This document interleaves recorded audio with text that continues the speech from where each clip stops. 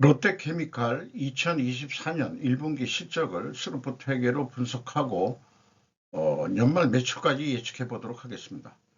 매출은 2%가 감소했고 영업손실은 영업적자로 1천억 원이 발생이 됐습니다. 가공비 배부 재고 자산 회전율은 4회전이고 PBR은 0.37로 매우 낮게 평가되고 있습니다. 그리고 손익분기점을 예측해 보도록 하겠습니다. 구독, 좋아요 부탁드리고 필요하시면 1.5배속을 보시기 바랍니다. 원가회계 손익으로서 매출이 3조 3,961억 원으로서 전년 동기보다 2%가 감소했는데 반대로 가공비 배부 재고자산은 8.7%가 증가됐어요. 매출이 감소하는데 재고를 못 줄인다는 거 이거 문제가 있습니다. 그리고 매출 원가는 1.3%가 증가해가지고 매출 총이익이 49.1%나 크게 감소했어요. 그리고 판매관리비는 또 6.4% 증가했습니다. 그 결과 영업이익은 924억 원 적자로서 418.6%가 하락을 했어요. 영업이익이. 영업이익률도 마이너스 2.7%입니다. 매출은 감소했는데 재고를 증가한 것은 가지 마야 할 길을 간 것이다. 이렇게 얘기를 하고 싶습니다. 왜 그러냐? 스루프트 회계로 해서 분석을 쭉 해보면 그 결론이 나옵니다. 매출에 비례하는 매출 재료비는 2.7%가 증가했어요. 매출은 감소했는데 그 갭이 4.6%나 됩니다. 플러스로. 여기에서 우리는 원재료 가격이 크게 상승을 했다라고 봅니다. 조금 전에 LG를 했는데 LG는 하락했다고 추정이 됐는데 나중에 확인하니까 상승한 거로 돼가지고 그 모순을 어떻게 해결할 거냐 하는 거는 수량으로 해볼 수밖에 없다 결론을 냈는데 어쨌든 그게 지금 기억이 나서 1차 원재료 가격이 상승을 했어요. 운영경비 수료분율이 3.8% 떨어지고 운영경비를 1.2% 줄였습니다. 계속 잘 줄이고 있네요. 뭐 안 될 때는 생산성이 0.84로 줄였나요? 1천억 원이 그 적자가 났습니다. 그 전년 동기 대비 390%나 영업이익이 떨어졌어요. 원가회계 영업이익보다도 81억 원이 더 적자가 났습니다. 이것은 재고자산이 증가했기 때문이에요. 그래서 재고자산 내역을 보면은 상품, 제품, 반제품 WCAI 657억 원이 증가했고 전년도에는 418원을 감소시켰었습니다. 미착품이 966억 원이 감소한 것이 특징이며 이것이 매출원가 산출에 크게 영향을 미친다. 먼저 이렇게 말씀을 드릴 수 있겠고 비성분을 분석을 해보면은 재고자산의 B의 재고자산의 매입액이면은 롯데케미칼은 재고자산의 변동 범위가 전체 재고자산은 의미가 되겠습니다. 1107억 원이 마이너스로 표현된 것은 증가했다는 뜻이고요. AB를 더한 매출원가 재료비는 2.2% 증가했어요. 운영경비는 1.2% 감소했고 운영경비에서 판매관리를 뺀 것이 공장 가공비인데 제조원가 대비 12%입니다. 1.2% 하락했고 재료 비율은 1.2% 상승했어요. 여기서도 우리는 원재료 가격이 상승했다라고 또 추론을 해낼 수 있겠습니다. 롯데케미칼은 재고자산의 변동 기준이 전체 재고자산이다. 그러나 미착금까지 매출원가에 포함한다는 것은 비상식적이 된다라고 좀 의견을 말씀드릴 수 있겠어요. PQ 총 제조 비용, PQ 그걸 말씀드리기 전에 재고자산의 그 변동 범위 맞춰보는 건데요. 회사가 전체 재고자산이거든요. 저가 이 기준으로 하는 것은 그 가공비 배부 재고자산입니다. 그 갭이 449억 원인데 그 비가공비 배부 재고자산의 증감액을 가감하면 일치해야 되는데 거꾸로 그 900억 원이 더 오차가 나버려요. 전년도에는 그 24억 원 그 폭이 좀 작은데 이거가 그렇게 어떻게 해석해야 될 거냐. 그게 미착품 때문에 더더욱 그런 것 같기도 하고, 이렇게 그 1100억 원으로 하면은, 그 매출원가가 작게 나오게 해서 이익이 그래도 나오게끔 했다고 조정했다. 이렇게 봐지거든요. 그러면 449억 원만큼, 영업이익이 더 나오도록 조정을 했다는 얘기인데, 근데 그 기준이 전체니까, 근데 그게 또 마이너스거든요. 그럼 900억 원을 전체적으로는 그 매출원가를 줄여가지고,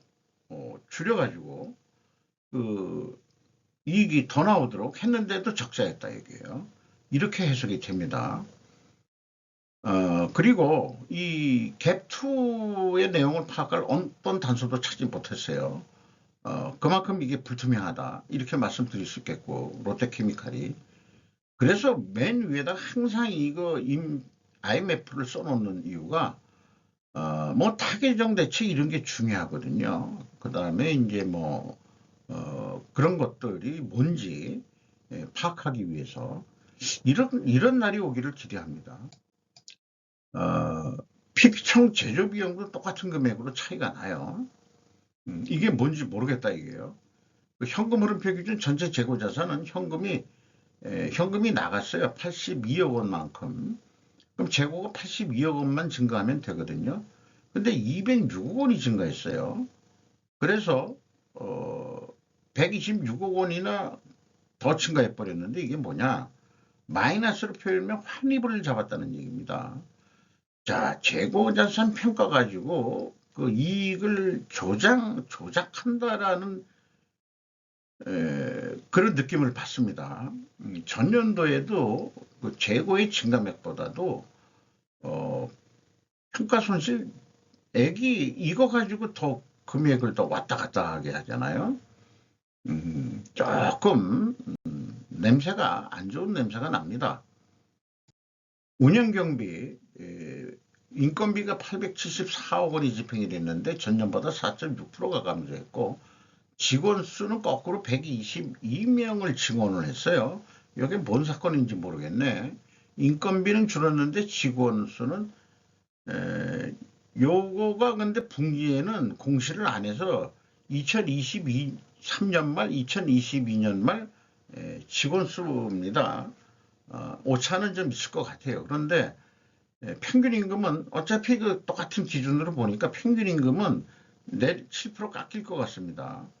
아마 잔업 같은 거 안 하고 또 조업 뭐 이런 거 좀 가동률이 안 좋고 그럴 확률이 높을 것 같아요. 노동 생산성은 근데 크게 또 올라갔어요. 무한보관비가 3% 증가했고 지급수수료가 30.3%나 감소했습니다. 영향평가지표로서 재고 회전율이 떨어졌고 스루픈율도 떨어졌습니다. 동일 방향으로 이렇게 떨어지면은 투명하게 가정을 합니다. 나머지 건 그냥 다 생략하겠어요. 뭐 다른 경영평가 지표들인데 매출 채권 수급 속도보다 매입 채무 지급 속도가 빠르다는 것은 좀 바람직하고 그런데 이제 원료 자체가 석유화학은 보통 납타를 가져오니까 정유회사한테 돈을 빨리빨리 줘야 물건을 받을 수 있는 거라서 매입 채무 지급 속도가 빠른 것 같습니다.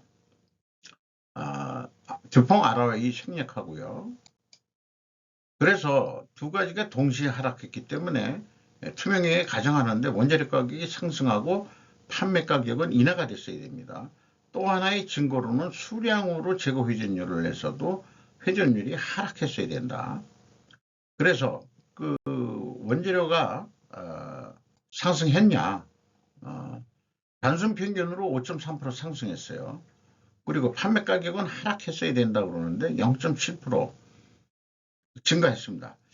어찌 보면은 그 원재료 가격 상승률보다 판매 가격을 인상을 많이 못했다면은 상대적으로는 인하를 했다. 또 우리는 또 그렇게 인식은 해줄 수 있을 것 같아요. 자, 지금까지 얘기한 것을 조견표로서 1, 2차 출연이 원재료 가격 상승이었죠. 그리고 이제 보니까 순방향이라서 투명회계 가정을 하는데 그것도 입증을 하려면 원재료 가격이 또 상승해야 된다. 이렇게 순리적인 추론이 나와요. 판매 가격은 또 하락해야 된다. 근데 원재료 가격은 패스가 됩니다. 그런데 판매 가격은 50%만 패스가 되는데 미리 말씀드렸지만은 상대적으로는 내려간 거로 그냥 인정해야 되지 않을까. 이런 생각을 또 해보게 돼요.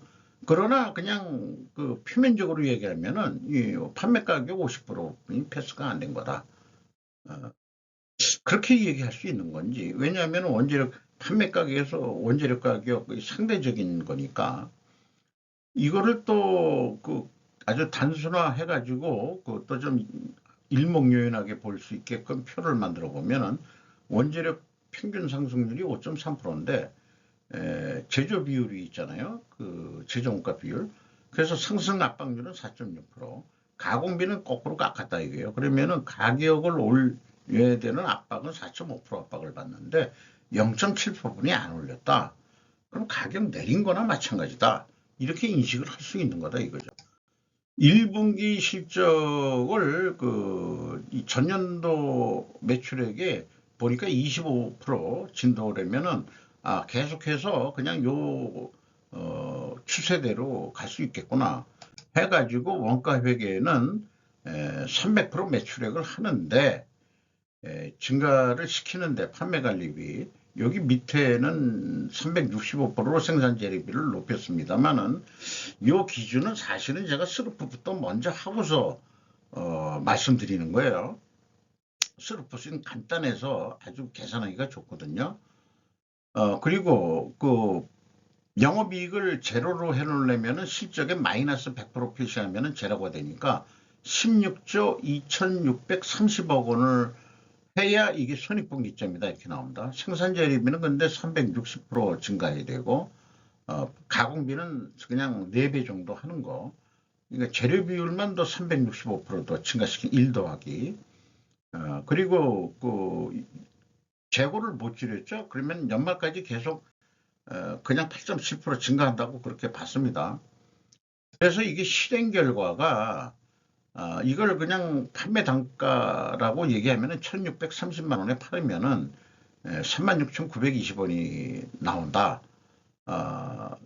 그 계획은 제로였죠. 계획은 그렇게 되는데 왜 그러냐? 계획은 제로인데 어떻게 36,900원이 이익이 남냐? 재고가 7.7% 증가한다고 봤을 때 그렇다 이게요. 아까 6점 몇 프로였나? 6.7%였어요. 8.7%였나? 헷갈리네. 그런데 그거 가지고 되겠느냐? 이게 36,000원 더 1%만 더 매출 노력을 더 해보자 그러면은 이 제조 원가가 재고가 추가적으로 더 적게 감소하겠죠. 저기 생산은 이미 끝났다고 보는 거예요. 그래서 이제 재고 1%더 하면은 재고가 1% 감소한다고 봐서 7.7%만이 증가를 안 한다. 그 경우에 영업이익이 무려 매출 1% 차이에 영업이익은 1910억 원 정도의 이익이 나오게 됩니다.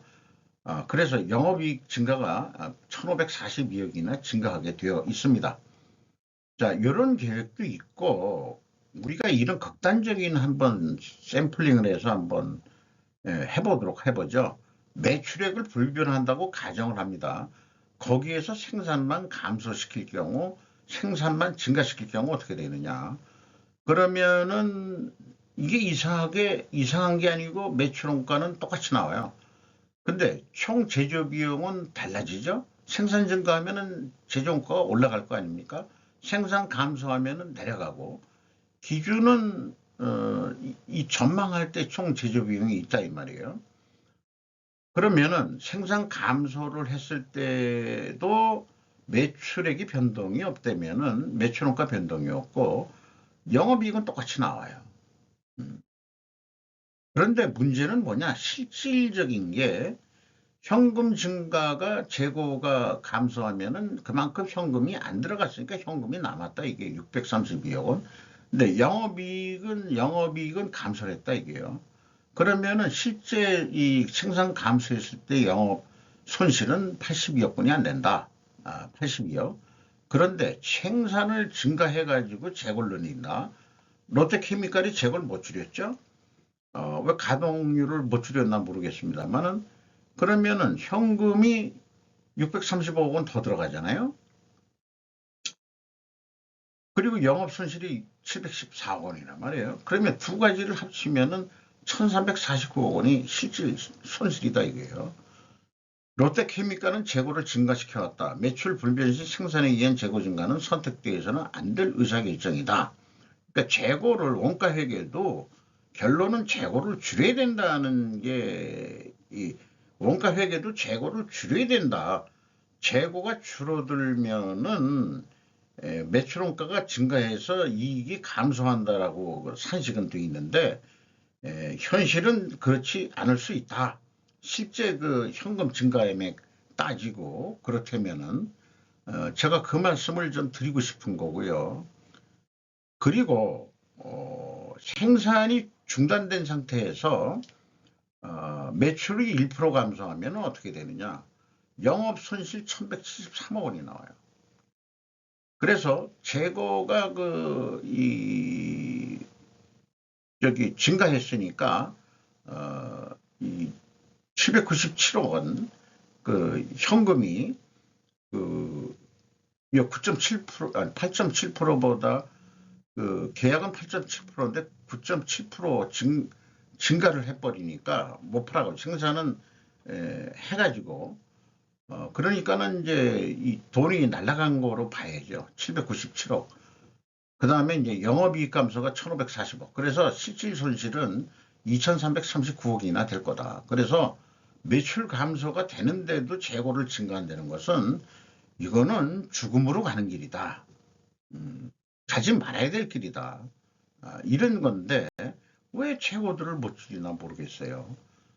우리가 이런 복잡한 이 원가 세계에서 해방돼 가지고 에스케이프라고 하나요? 이스케이프라고 하나 좀 탈출해서 좀 어디 좀 쉬운 세상이 없냐? 새로운 세상, 신세계, 뉴월드가 없냐? 스루프 월드가 있습니다. 300% 그냥 합니다. 연말까지 증가를. 그리고 이제 이 손익분기점이니까 영업이익을 제로로 만들어 놓으면은 스루프율로 나누면은 매출액이 나와버려요.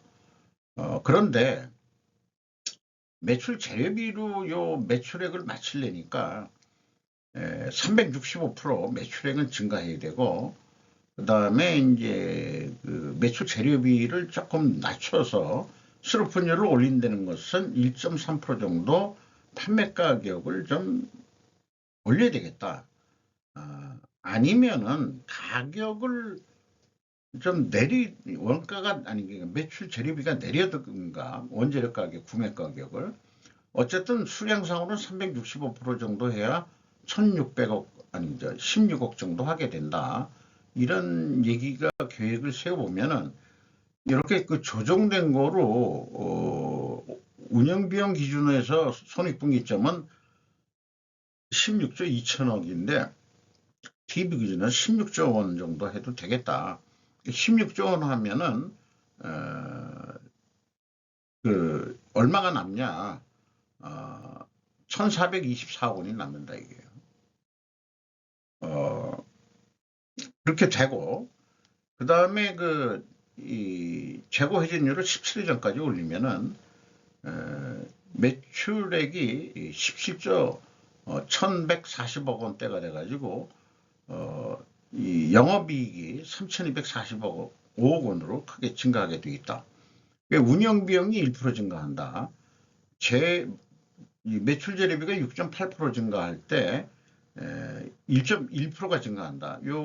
운영 경비율만큼 곱해가지고 1%가 나오니까 이게 이제 이 범위 내에서만 이제 돈을 써야 된다는 얘기예요. 그래서 255억 원 예산 확보해가지고 열심히 영업을 해서 재고 회전율을 17% 회전 나오도록까지 노력을 하게 된다면은 영업이익은 1,820억 원을 더 이익을 낼 수 있다. 이런 얘기가 되겠습니다. 이거는 당연히 이런 의사결정으로 가야 될 길이라고 할 수 있겠습니다. 자, 롯데케미칼인 경우에는 재고가 증가해가지고 원가회계 영업이익보다 이익이 감소했고요. 판매예가는 원가회계보다 낮게 나오게 되어 있습니다. 그래서 인플레이션 완화 효과가 좀 있다, 이 말씀을 드리게 되고, 현금 재무지표로서 EAT 세후 현금 순이익으로 1,310억 원을 벌었고, 전년도 0.3%인데 0.7%로 현금 수익률로는 상승을 했어요. 그리고 EMS 그 사업 활동으로 전체 유입된 데는 5억 8천만 원뿐이 되질 않고 최종 2,285억 원의 현금이 유출이 됐습니다. 그리고 비유동자산에 1,955억 원의 그 투자가 있었습니다. 비유동자산은 주로 종속기업에 투자한 게 주가 되겠습니다. 그런데 종속기업 비율이 50%가 넘었거든요. 그러면은 종속기업 비율이 50%가 넘으면은 롯데케미칼이 중간 지주회사는 넘는다. 그렇게 좀 인식이 됩니다. 이 자유현금 흐름으로써 채권자한테 4,182억 원을 추가로 더 빌려가지고 레버리지율이 35.9%로 0.9% 상승했어요. 아니, 상승이 아니고 이건 지급이자율이고 35.9% 상승했습니다. 그 다음에 이익배당액은 좀 약합니다. 0.7%.